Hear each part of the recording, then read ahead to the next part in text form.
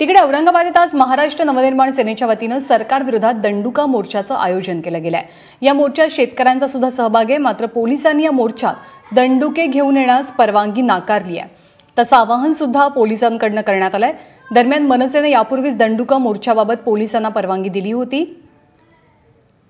मागितली होती किंबहुना, परंतु शहरामध्ये जमावबंदी आणि शस्त्रबंदी लागू आहे, तर पोलिसांनी मोर्चामध्ये दंडुके घेऊन येण्यास परवानगी दिली कशी असा प्रश्न एबीपी माझानं उपस्थित केला। त्यावर पोलिसांना आपली चूक झाल्याचं लक्षात आलं आणि आता ऐन वेळेला पोलिसांनी मनसेला हातामध्ये दंडुके घेऊन येऊ नये अशी नोटीसही बजावली आहे। त्यामुळे ऐनवेळी पोलिसांकडून अशी नोटीस आल्यामुळे शेतकरी हातात ऊस घेऊन या मोर्चात सहभागी होत आहेत।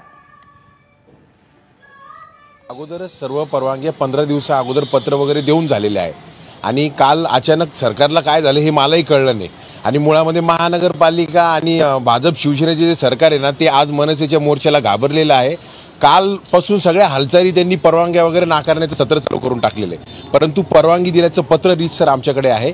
जरी परवानगी नाकारली असेल तरी मोर्चा निघणारच आहे आणि तो जोरदार मोर्चा निघल आणि या शिवसेना भाजप सरकारला आज झोप उडणार औरंगाबादमध्ये मी या निमित्ताने सांगतो आणि तीव्र मोर्चा आज काही वेळानंतरच महाराष्ट्र नवनिर्माण सेनेचा दिसून येईल।